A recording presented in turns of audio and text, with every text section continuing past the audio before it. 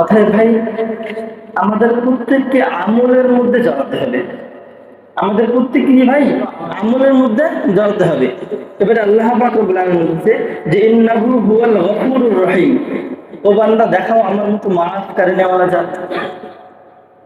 ভাই আওয়াজ না করি, এত কিছু বলার পর আল্লাহ কি বলতেছে যে ও বান্দা দেখাও আমার মতো মাফ করে নেওয়ালা জাত। এরকম কেউ আছে নাকি মাফ করে? যে তোমার পুরো জীবনের কি 60 বছর গুনাহ করেছো, বরং যে তোমার 2টা মিনিটের চিন্তা চিন্তা করেছে তোমার চোখ থেকে পানি আসছে, মনে মনে ভাবতেছে যে আমি বড় গুনাহগার জালিম, আমাকে মাফ করো, আমি আল্লাহর সাথে সাথে মাফ করে দিলাম। এরকম 60 বছরের জালিমকে মাফ করাই আছে রে ভাই। বরং দুনিয়াদারের তো অবস্থা এরকম, হ্যাঁ, যে আজকে দুনিয়াবাসী অপরাধীকে খোঁজে কিসের জন্য ভাই? শাস্তি দেওয়ার জন্য। বরঞ্চ আল্লাহ পাক রব্বুল আলামিন তার বড় বড় গুনাহগারকে গভীর রাতে খুঁজে মাফ করে দেওয়ার জন্য। হাদিসে আসছে একজন যুবক তার জীবনে একটা না দুইটা না 99টা কতল করেছে। চিন্তা করেন তো কতল গোনাটা কিরকম।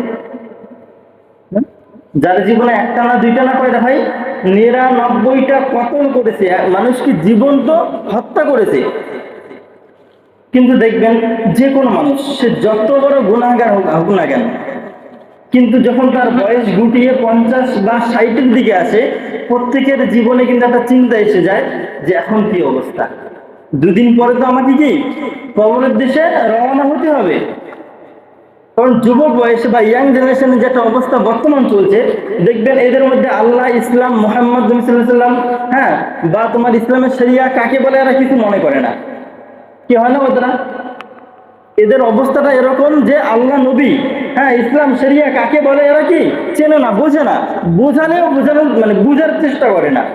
বরঞ্চ এদের অবস্থা দেখবেন যখন 50 থেকে 60-এর মধ্যে আসবে, যখন শরীর আর চলে না, দাঁড়ালেও কি দাঁড়ানোর অবস্থা হয় না, হ্যাঁ, বাড়ি থেকে যদি একটু ছুটে একটা ছাগল তাড়ানোর চেষ্টা করে সেটাও যখন সম্ভব হয় না, সে কিন্তু মাথা নামাতে বাধ্য হয়।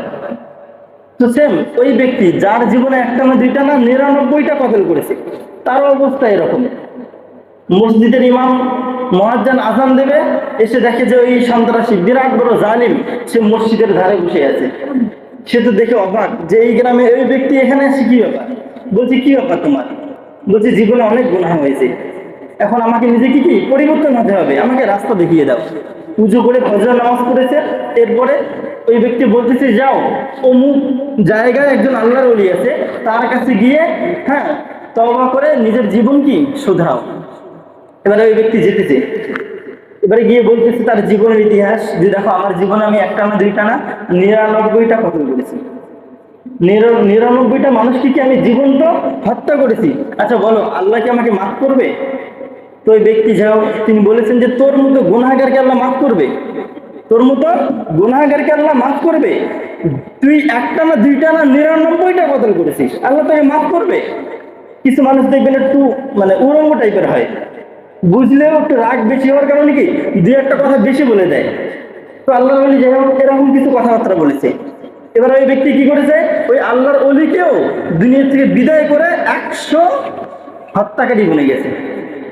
তার জীবনের ইতিহাস এরকম, তার চিন্তা থেকে এরকম, আমি 100 জনকে মানে কতল করেছি, আল্লাহ তো আমাকে মাফ করবে না, আল্লাহ তো আমাকে মাফ করবে না। বান্দা নিরাশ হয়ে যাইতেছে, বান্দা নিরাশ হয়ে যাইতেছে।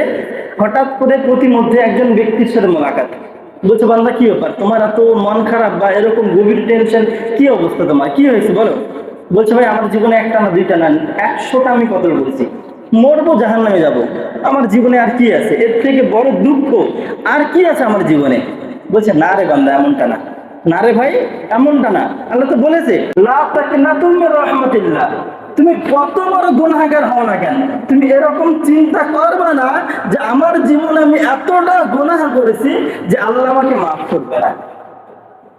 যাও অমুক জায়গায় একজন আল্লাহর ওলি এসে ওর হাতে বায়াত হয়ে নিজের জীবন শুধরাও। ওই ব্যক্তি এবার আবার ওই আশা নিয়ে যে আল্লাহ আমাকে যেন মাফ করে যাইতেছে, প্রতিমধ্যে আজরাইল এসে ওই ব্যক্তির জীবন নিয়ে চলে যায়। প্রতিমধ্যে কি আজরাইল এসে ওই ব্যক্তির জীবন নিয়ে চলে যায়। সেখানে জান্নাতের ফেরেশতাও হাজির, আবার জাহান্নামের ফেরেশতাও হাজির। জান্নাতের ফেরেশতার কথা কি, যে না এ তওবা করার নিয়ত করেছে, অতএব একে নিয়ে আমরা জান্নাতে যাব। জাহান্নামের ফেরেশতার কথা কি, যে না তওবা করার নিয়ত করেছে ঠিকই, এখন তওবা করে নাই, অতএব একে আমরা কি জাহান্নামে নিয়ে যাব।